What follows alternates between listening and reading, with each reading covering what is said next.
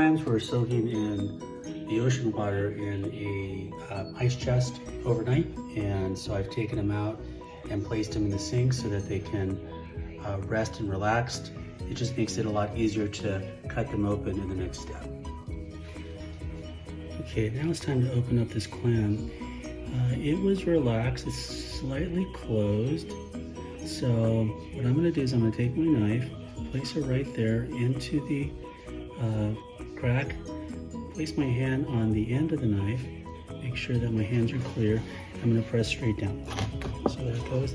I cut one adductor muscle. I'm gonna go do the same technique on the other side. Make sure I put my hand over here, keep my fingers out of the way, go straight down, and there we go. Opens right up. You're basically cutting through the adductor muscle there, and it opens right up. So now we're going to go ahead and clean out the rest of the sand. Okay, so the next step, Ginger will clean out the sand that's remaining inside the clam. It's tucked way back there near the hinge and near the siphon. So she's going to go down here into the sand. Into the ocean water that the clams were soaking in overnight, and she's going to clean all that extra sand away. So here's the cleaned clam. There's no trace of sand in there, which makes it, a lot easier to eat it. Of course, you don't have all that sand when you prepare it for your meal. After Ginger's cleaned the clams of the sand, take a butter knife, real simple way to shuck these. So you take your butter knife and go right underneath that membrane, go to the adductor muscle and make a cut. Just come up the side and release that meat from the side. Then go to the other side, just run your knife right along the shell, cut through the adductor muscle, comes right out. And again, go down the side, release it, and then go to the other shell, get that adductor muscle on the side, get that off. Okay, there's one more cut down here, and as you can see, I'm doing this over a bowl because we want to collect all that juice that can be used for soup.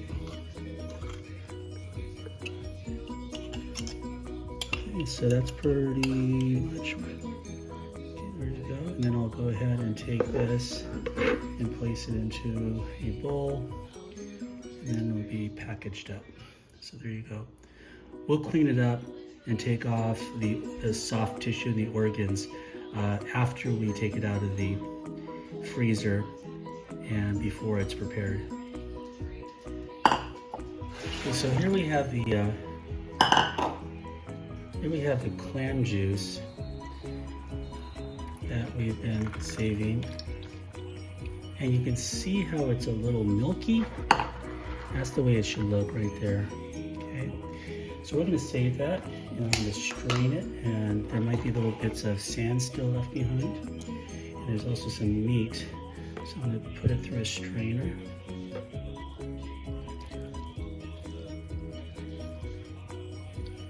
And we're going to strain out all of that debris.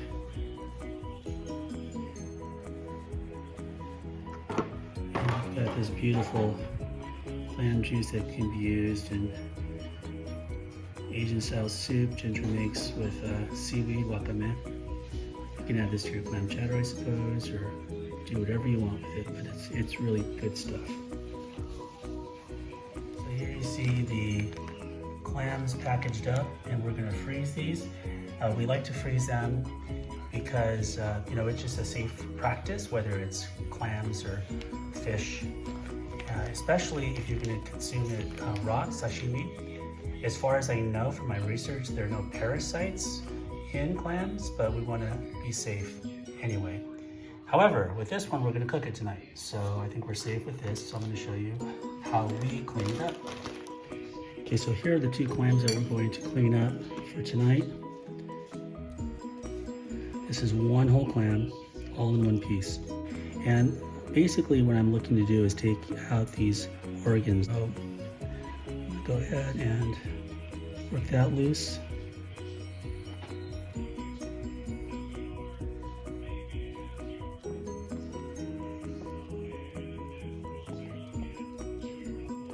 I'm trying to save as much of this clam as possible.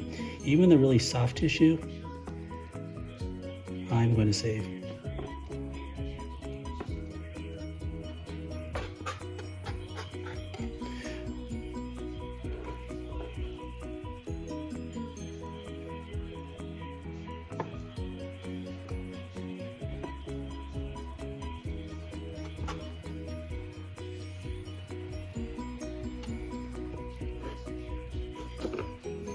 So that's basically it right there. That's all I'm going to take out.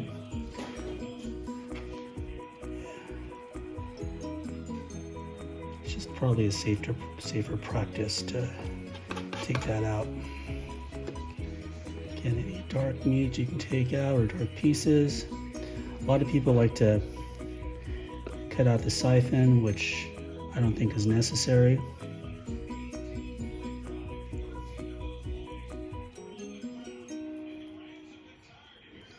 Okay, so that's what we're going to discard. That's basically all we get rid of. The rest of the meat, we will cook it up. Now, if we were to have sashimi, I would take this and cut it into individual bite-sized pieces. And for the sashimi, I will take away some of these softer parts because they're not very, palatable when you're having sashimi. But if you're going to put this in a cooked dish, just stick it in there, whether it's clam chowder or a fritter or stuffed clams. There you go.